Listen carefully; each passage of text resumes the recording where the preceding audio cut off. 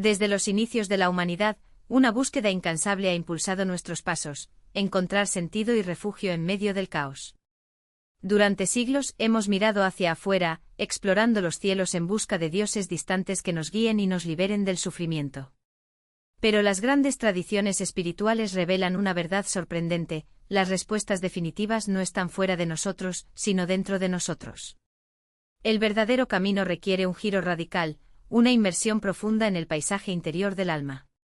Es allí, en el centro de nuestro ser, donde la búsqueda de significado encuentra su respuesta más auténtica, revelando una conexión directa con lo divino, lista para ser despierta. Este viaje hacia el interior es el corazón de la llamada filosofía perenne, concepto que cobró fuerza en los tiempos modernos de la mano del visionario Aldous Huxley. La esencia de esta filosofía es simple y poderosa: detrás de la diversidad de las tradiciones espirituales del mundo, late una única verdad universal. Hay un fundamento divino que sostiene toda la existencia, una realidad única que es la fuente última de todo. Y lo más importante, este fundamento no es una idea abstracta que deba aceptarse por fe, sino una presencia viva, accesible a la experiencia directa. Los caminos espirituales más distintos, desde los templos europeos hasta las montañas sagradas de la India, desde los monasterios orientales hasta los santuarios de Oriente Medio, convergen en un mismo punto: el reconocimiento de que hay una chispa divina dentro de cada ser humano. Ya sea que se llame chispa gnóstica, Atman hindú, unidad sufí, o armonía taoísta, el mensaje es el mismo: somos portadores de una esencia sagrada, un impulso universal que nos devuelve a nuestra verdadera naturaleza. Este viaje interior no es una invención moderna, sino un eco ancestral presente en corrientes como el gnosticismo, el neoplatonismo, el misticismo cristiano, el Vedanta y el sufismo. Todos trazan un mapa común: el camino de la autorrealización, de la reunificación con la fuente primordial. Y lo más fascinante es que este mismo camino encuentra paralelos en el proceso psicológico de individuación, lo que sugiere que la búsqueda espiritual y el desarrollo humano son, de hecho, dos caras de la misma moneda. El viaje espiritual no se trata de crear algo nuevo, sino de redescubrir quiénes hemos sido siempre. Es un despertar a la verdad que ha vivido dentro de nosotros desde el principio. Si desea apoyar este trabajo y ayudar a continuar produciendo contenido como este, existen formas sencillas de contribuir. En la descripción del vídeo encontraréis enlaces para donaciones vía PayPal, o incluso para comprar un café. También estoy considerando iniciar un Patreon donde compartiré vídeos exclusivos por solo $5 al mes. Si esta idea te interesa, deja tu opinión en los comentarios y cuéntanos qué te gustaría ver allí. Pero la forma más fácil de apoyar es dándole me gusta, suscribiéndose y activando la campana de notificaciones para no perderse los próximos vídeos. Muchas gracias por vuestro apoyo y sigamos adelante. Entre las expresiones más impactantes de esta idea de divinidad interior destaca el gnosticismo, un conjunto de movimientos espirituales que florecieron en los primeros siglos de la era cristiana. Su visión del mundo, ya explorada en otros vídeos, se basaba en un dualismo radical. Para los gnósticos había un Dios supremo inalcanzable y trascendente, que habitaba un reino de pura luz espiritual llamado pleroma, plenitud.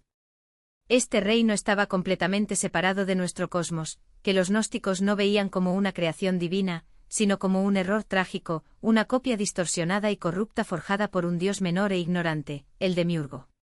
Se dice que este arquitecto cósmico, a menudo asociado con el Dios del Antiguo Testamento, dio forma al mundo material como una prisión, un laberinto de oscuridad destinado a aprisionar el espíritu.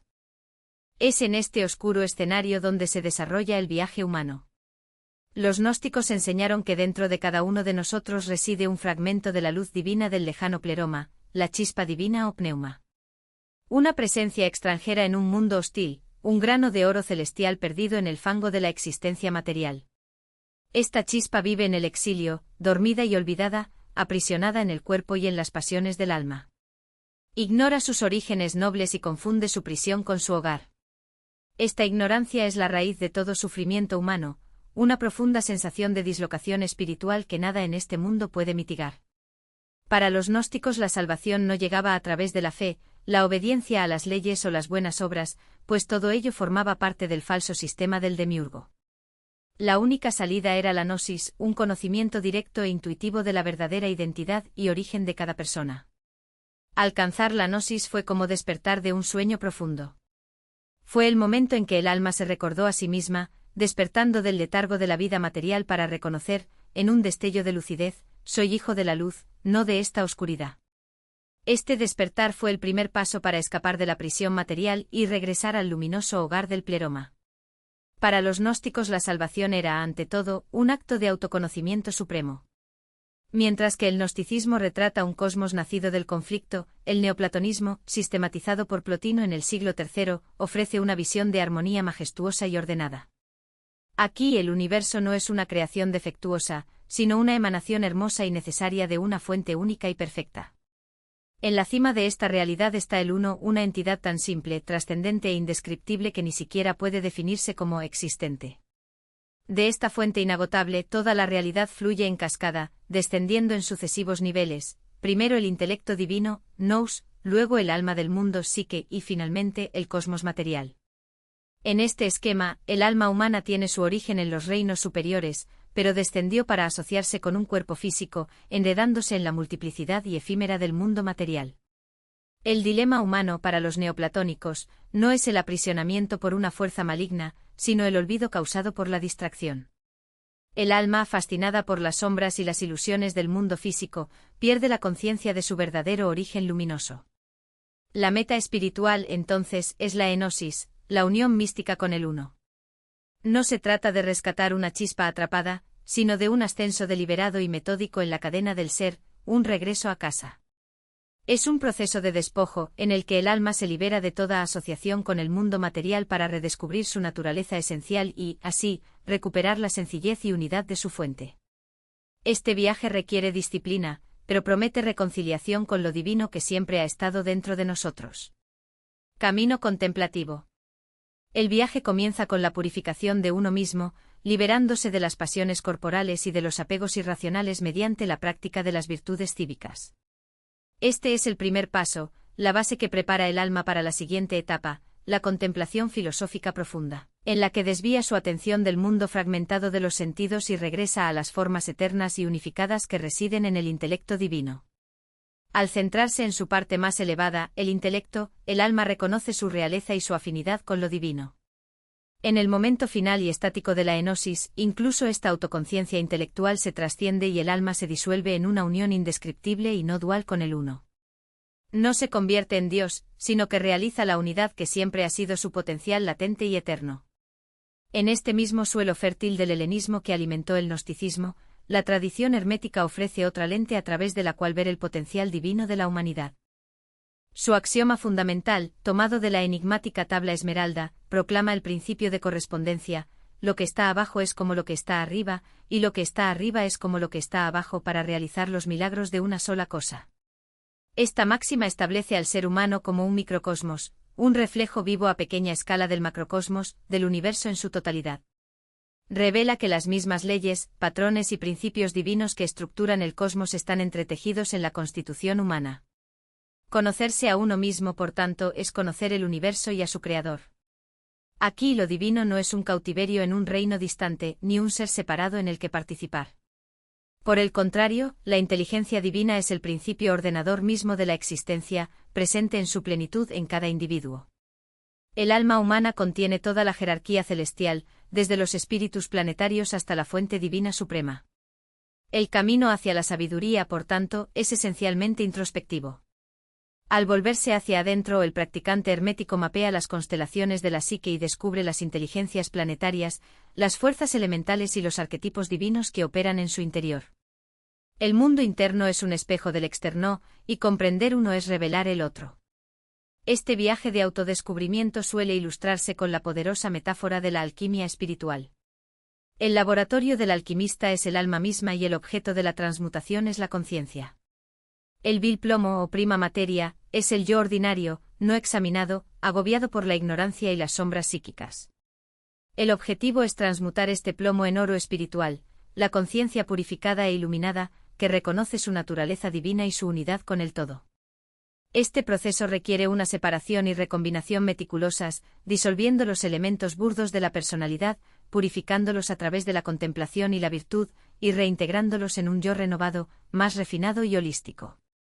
La gran obra de la alquimia es, en última instancia, la creación del ser humano perfecto, aquel que ha unificado conscientemente lo de arriba y lo de abajo dentro de sí mismo. En el siglo XIV el maestro dominico Eckhart articuló un misticismo tan profundo y radical que se sitúa en la cima de la teología apofática. Para él, la conexión con lo divino no era una cuestión de reflexión, participación o liberación de un elemento ajeno, sino de una identidad absoluta y eterna.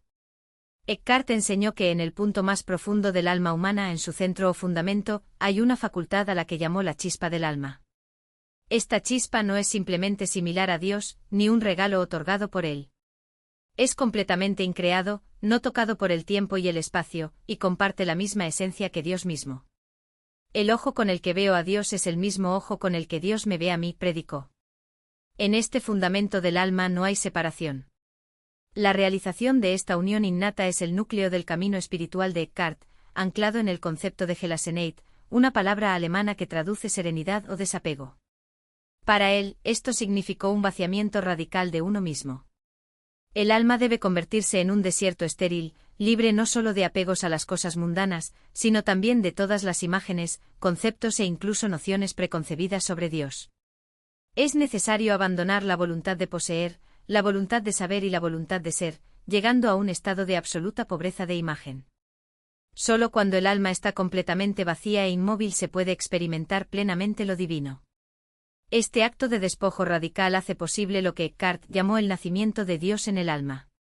Cuando el alma se convierte en un silencio desértico, libre del clamor del ego y sus creaciones, Dios no tiene más remedio que intervenir y revelar su propia naturaleza, que es, de hecho, la naturaleza más profunda del alma. Esta es una realidad atemporal, revelada en el momento presente. El individuo no asciende a Dios, al convertirse en nada, se da cuenta de la nada de la divinidad en la que siempre existió. Para Eckhart, el viaje interior culmina no en encontrar algo, sino en vaciarse lo suficiente como para experimentar el todo que ya está ahí. Dentro de la teología cristiana oriental, el concepto de deificación inherente encuentra una expresión única y poderosa en la doctrina de la teosis o deificación. Esto no es la realización de una identidad divina preexistente, sino el proceso de llegar a ser, por gracia, lo que Dios es por naturaleza, resumido en la audaz declaración de San Atanasio: Dios se hizo hombre para que el hombre pudiera convertirse en Dios. La teosis se entiende como el objetivo mismo de la vida humana y el sentido último de la salvación. Propone una unión transformadora en la que el ser humano, sin dejar de ser plenamente humano, comienza a participar de la vida y las energías divinas de Dios. Esta transformación no es un logro solitario, se basa en el principio de sinergia, una cooperación dinámica entre la acción divina y la voluntad humana. Dios, en su amor, extiende su gracia a la humanidad, pero esta gracia debe ser recibida y acogida libremente. El camino de la teosis es, por tanto, un esfuerzo de oración, disciplina ascética y participación en los sacramentos de la Iglesia que dura toda la vida. Es un proceso de purificación del corazón y de conformar la voluntad humana a la voluntad divina, permitiendo que las energías increadas de Dios impregnen y transfiguren a toda la persona, cuerpo, alma y espíritu. La piedra angular de esta doctrina es la encarnación. En Jesucristo, las naturalezas divina y humana estaban perfectamente unidas, sin confusión, cambio, división o separación. Esta unión creó un puente entre lo creado y lo increado, haciendo posible la deificación de la humanidad. La vida, muerte y resurrección de Cristo sanó y santificó la naturaleza humana, reabriendo el camino de la comunión con Dios, cerrado por el pecado. A través del bautismo en Cristo, los creyentes se incorporan a esta humanidad renovada y reciben el potencial de crecer hacia el estado divino humano. Fuente de toda existencia, anterior incluso al cielo y la tierra. No es un Dios personal, sino la realidad última que impregna y sostiene todas las cosas, el ritmo invisible que gobierna el flujo de la vida. El Tao Te Ching comienza con las palabras: el Tao que puede ser nombrado no es el Tao eterno, revelando desde el principio que la verdadera naturaleza del absoluto trasciende cualquier concepto o definición. Sin embargo, aunque sea inefable, el Tao no está lejano, se manifiesta en todo, desde el movimiento de las estrellas hasta el crecimiento de una hoja, desde el ciclo de las estaciones hasta el ritmo del propio corazón humano. La sabiduría taoísta enseña que el camino hacia la armonía no consiste en dominar el mundo, sino en alinearse con su flujo natural, en actuar sin actuar, Wu Wei, dejar que la vida se desarrolle sin resistencia. Para el taoísta, el ser humano no es un pecador en busca de redención, sino un microcosmos del universo, un espejo vivo del Tao. Cuando la mente se calma y el ego se disuelve, el individuo descubre que ya es parte de este orden cósmico, que su verdadera naturaleza es la misma que la del viento, el agua y las montañas, fluida, adaptable, indestructible. La práctica espiritual, entonces, no es un escape del mundo, sino un regreso a la simplicidad original, un abandono de las ilusiones de separación y control. El sabio taoísta no busca trascender la materia, sino darse cuenta de su carácter sagrado intrínseco, reconociendo que incluso el más humilde grano de polvo contiene el misterio del Tao. En el confucianismo el énfasis recae en el orden moral y social como expresión del cielo Tian, una fuerza impersonal pero benevolente que gobierna el universo según principios de armonía y justicia. A diferencia del Tao, que es pura espontaneidad, el Tian confuciano se revela a través de los Li ritos y los Ren humanidad, que son los pilares de la conducta virtuosa. Para Confucio el ser humano no es un individuo aislado, sino un eslabón de una cadena de relaciones entre gobernante y súbdito, padre e hijo, marido y esposa, que reflejan el orden cósmico. La perfección moral no se logra a través de éxtasis místicos, sino a través del cultivo constante de la rectitud, la empatía y el respeto, transformando la vida cotidiana en un altar de devoción a lo sagrado. Lo que une a estas tradiciones, a pesar de sus diferencias, es la convicción de que lo divino no está confinado a un reino distante sino que habita en el corazón de la existencia. Ya sea la unión con Cristo, la realización de Atman Brahman, la disolución del ego en el amor sufí, el surgimiento de las chispas divinas en la Kabbalah o la danza del Tao, el camino espiritual es siempre un regreso, no a un lugar, sino a una conciencia. Una conciencia que reconoce que la separación es la mayor de las ilusiones y que, en el fondo, todo ya es sagrado. La pregunta no es cómo llegar a Dios, sino, ¿cómo recordar que nunca estuvimos separados? Y la respuesta en todas las tradiciones es la misma, a través del amor, la sabiduría y la entrega al misterio que late en cada respiración. Ser humano, independientemente de su credo, cultura o condición. Una convocatoria silenciosa que resuena en lo más profundo del alma, ya eres lo que buscas.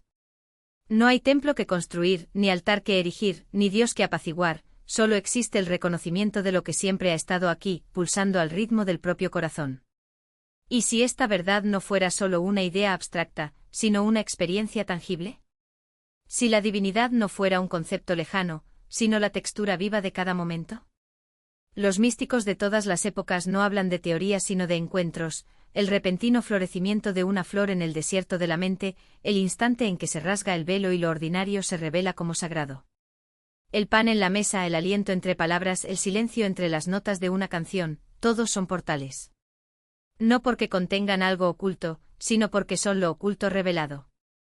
El agua que calma la sed no es menos milagrosa por ser común, la luz del sol que calienta la piel no es menos divina por ser libre.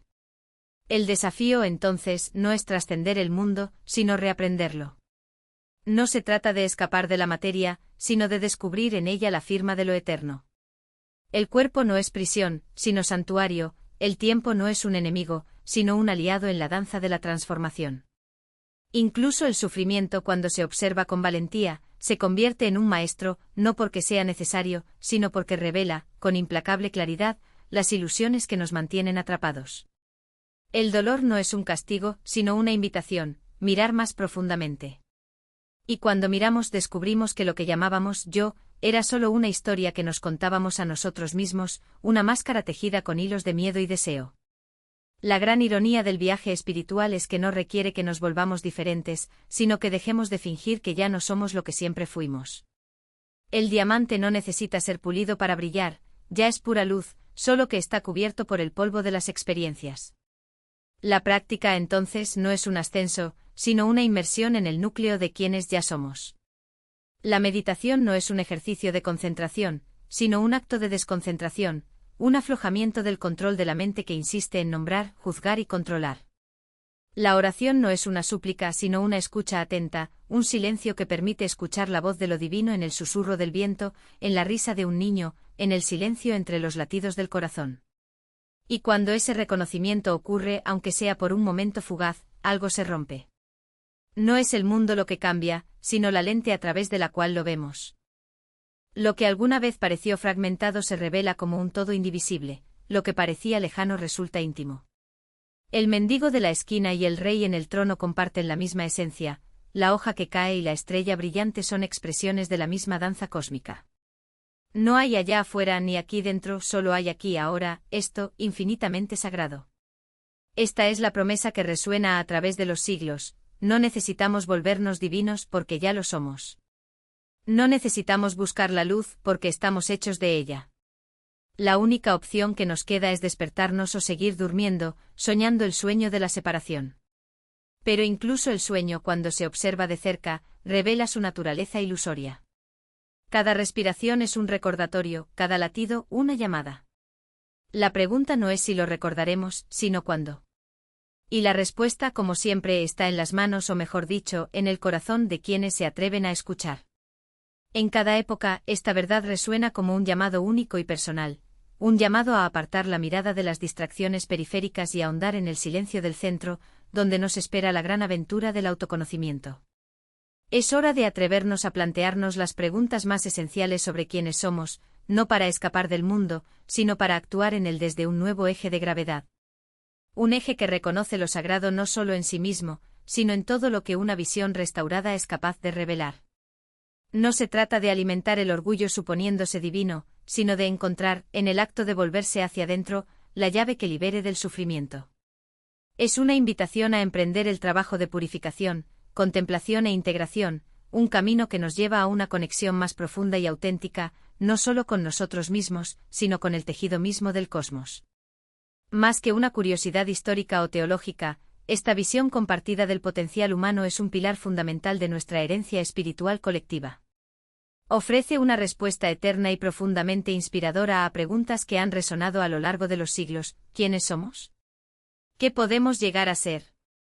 En tiempos marcados por la alienación y la fragmentación, el mensaje de la chispa universal aparece como un faro, recordándonos que los recursos para la plenitud, el significado y el propósito sagrado no se encuentran en algún paraíso distante, sino en las profundidades inexploradas del espíritu humano, esperando ser descubiertas. Y si este viaje te resuena, debes saber que no estás solo. Cada paso dado hacia esta verdad es un paso dado hacia toda la humanidad. La elección es sencilla: quedarnos en la superficie o sumergirnos en las aguas que revelan quiénes somos realmente. Si este llamado te ha tocado el corazón, comparte tus reflexiones. Y si quieres apoyar esta búsqueda de sabiduría, debes saber que cada gesto, ya sea un comentario, un me gusta o una suscripción, fortalece esta corriente de despertar. Para quien quiere llegar más lejos, hay caminos de apoyo y conexión, pero lo más importante es que sigas escuchando. Porque al final, la respuesta siempre ha sido el silencio. Hasta la próxima.